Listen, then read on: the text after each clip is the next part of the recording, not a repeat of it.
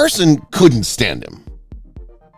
Millions of people still get ideas from Johnny Carson's life and work, even though he's been dead for decades. At the same time, his unique way of speaking continues to have an effect on talk show hosts all over the world. Carson became famous because of The Tonight Show, but his life behind the scenes also helped him become the famous person we know and love. So let's find out what really happened to one of the most popular TV characters in American history. Radio debut. Carson knew for sure that he wanted to be a performer once he got his degree. But you might be surprised that he didn't go right into TV. Instead, he used his speech and radio degrees at WOW Radio in Omaha. Carson got a job as a radio host. His job was to write and perform funny ads and comedy sketches. As soon as he stepped into the radio box, everyone knew he wouldn't be there for long, and he'd go on to bigger and better things. From radio to television. It didn't take long for TV networks to notice Carson's talent and give him a big break on TV. The radio star didn't think twice about making the switch and decided to become a host of the morning show The Squirrel's Nest. Carson quickly won over viewers with his unique way of reporting, which included talking to pigeons at the courts for inside information. He also became a well-known face in the area. The birth of Carson's Cellar. Carson often made fun of well-known people when he was on the radio and TV. This helped him get to the next step in his career because the wife of a politician in Omaha liked jokes about her husband so much that she told the TV station KNXT in Los Angeles about Carson. After Carson joined KNXT, he was given his own comedy sketch show called Carson's Cellar. He made the most of the chance and was able to get the attention of famous comic Red Skelton, who asked him to join his show as a writer. Married man. At this point, Carson's work was going well, and he was also doing well in his personal life, because in 1949 he walked down the aisle and married Jody Walcott, who had been his helper in magic and later became his love interest. Soon after getting married, Christopher, or Kit, Richard, or Ricky, and Corey, also Corey, joined the family between 1951 and 1953.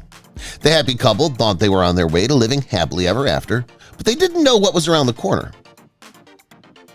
Unexpected opportunity. Carson focused on his work as a comedy writer for Skelton's show after he settled down. He got a lot of attention and chances from the gig, including one he didn't expect. In 1954, Red Skelton was getting ready for a live show when he had an accident that knocked him out. Skelton couldn't get in front of the camera in time, so the organizers called on Carson. Carson did the job well and gave a great show that impressed both the crowd and the reviewers. Continued success. After this, Carson's future started to look better.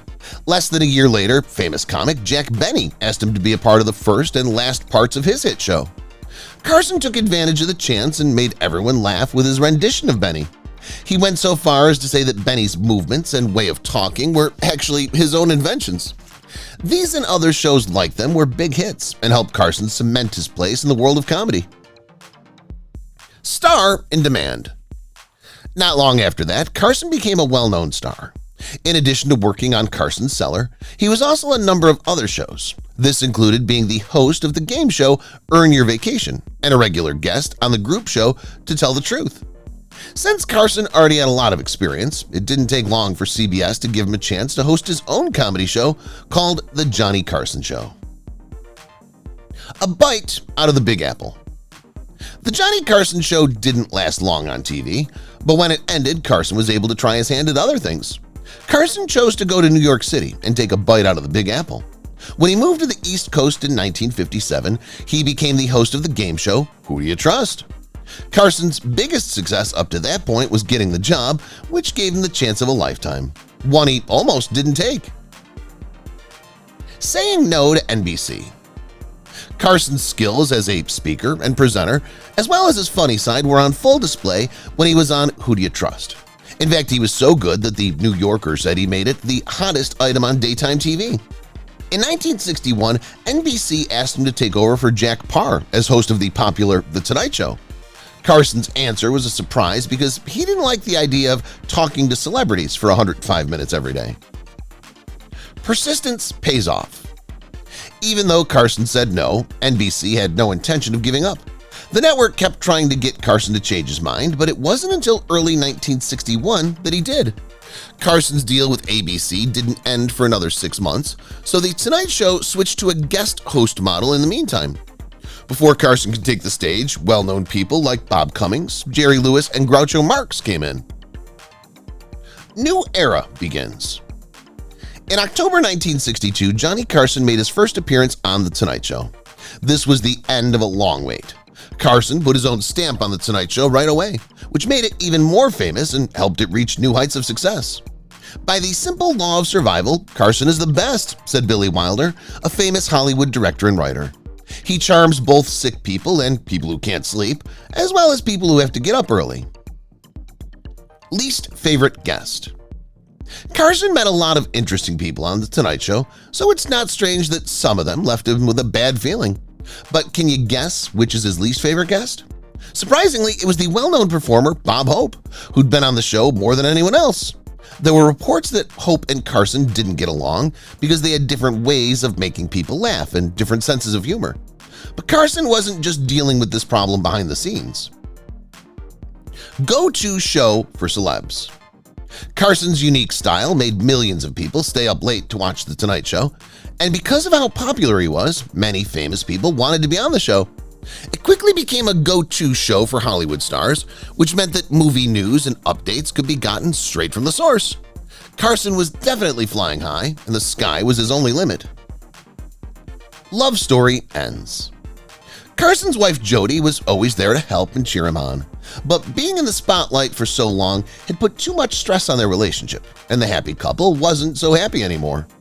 After hearing reports that they were growing apart, Carson and Jody stated in 1963 that after 14 years of marriage, they were going to split up. Still, this love story's ending didn't stop Carson from looking for his own happy ending. Greatest personal failure. Carson's world fell apart when he couldn't save his marriage and had to say goodbye to the mother of his children. He even said that the split was my greatest personal failure in a quote that was printed in the New Yorker.